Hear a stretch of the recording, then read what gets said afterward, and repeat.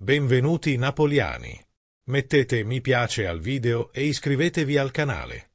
Forza Napoli sempre! 2 giorni prima della partita di campionato contro il Napoli, l'allenatore del Como, Cesc Fabregas, ha dichiarato in conferenza stampa: Napoli? Una squadra che ha avuto molti problemi, con infortuni a giocatori importanti durante tutta la stagione. Il mister Conte merita molti elogi per averli mantenuti ad alto livello. Il Napoli è migliorato molto negli ultimi anni e ora le aspettative sono alte. Hanno fatto una grande stagione e il merito è del gruppo e dell'allenatore. Sarà una partita importante, come quelle che abbiamo giocato. Anche noi abbiamo avuto infortuni. Tutti sono disponibili. Sergi Roberto non potrà giocare tutta la partita, Vojvoda è tornato ad allenarsi. A parte Addai, siamo tutti a disposizione. Sarà una grande partita, con un calcio propositivo, 2 squadre con una grande mentalità. Scandalo arbitrale. Succede anche all'estero? L'influenza delle decisioni manipolate. In Spagna si parla molto dell'arbitro, in Inghilterra un po' meno. Ma, sfortunatamente, è sempre un argomento di conversazione.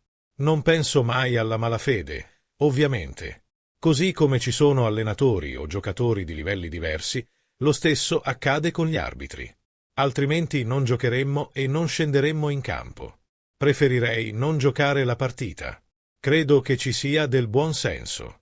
Da quando sono migliorato in panchina, sono meno nervoso.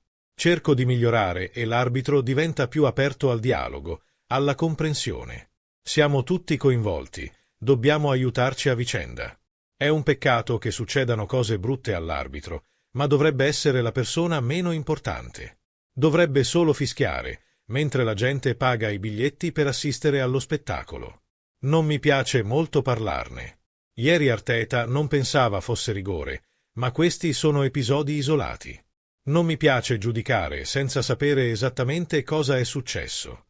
Ho visto il video dell'arbitro che si gira e chiedevano se fosse stato rigore, non ci vedo niente di drammatico. Forse in quel momento c'era qualche difficoltà e qualcuno voleva aiutarlo. Pur sapendo che non si sarebbe dovuto fare in quel momento. Ma non si può giudicarli in malafede, lasciamoli lavorare. Avevi tentato il gol di Dúvikas contro il Genoa il giorno prima. Il nostro stile di gioco è una cosa, ciò che cambia è la struttura e gli elementi.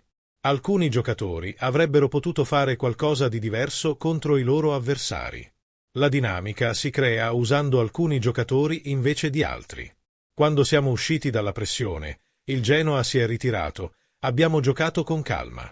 Ho rivisto il mio Como al 100%? Sì. Mentalità, coraggio.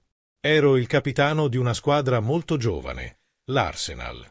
Le richieste erano massime, venivamo dall'era di Henry, eccetera, e quando Wenger ha cambiato la filosofia, è stato difficile. Devi andare lì e vincere perché sei l'Arsenal, ma lo fai con un tipo di giocatori diverso. Con giocatori meno esperti. Non è che funzioni sempre. Forse è una questione di scarsa autostima o non sanno cosa significhi essere giudicati. Oppure vai a giocare a Genova, davanti a 30.000 persone, che sono in un buon momento e ti mettono pressione, è molto difficile lì. Magari dici, mi sento male, non ce la faccio. Vogliamo la palla. Invece, abbiamo giocato con la nostra mentalità. Non li ho visti demoralizzati, hanno giocato. Nel secondo tempo ho visto una squadra che diceva non mi lasceranno segnare. Tutti i giocatori si sono supportati a vicenda, facendo sempre uno sforzo in più. È quello che dobbiamo fare. Se dobbiamo correre 100 metri in più, corriamo. La solidità difensiva è fondamentale. Gli allenamenti di Conte sono estenuanti. Quanto ha imparato da questo? Qui vediamo molto riposo. Non lo so. Ripensando ai 2 anni di Antonio, era diverso, ma se la domanda è se ha imparato qualcosa, sì, molto. Mi ha fatto soffrire molto fisicamente, con le sue richieste, le sue corse, la sua intensità, la sua pressione costante. Lo vorrei anche nella mia squadra, magari in modo diverso, anche senza palla. Alla fine, è la stessa cosa, e sì, è vero che dopo 4 o 5 mesi di adattamento al suo metodo, a dicembre volavo. Fisicamente mi sentivo incredibilmente forte. Dopo essermi abituato al suo modo di lavorare, alla sua mentalità, ho creduto in quello che faceva.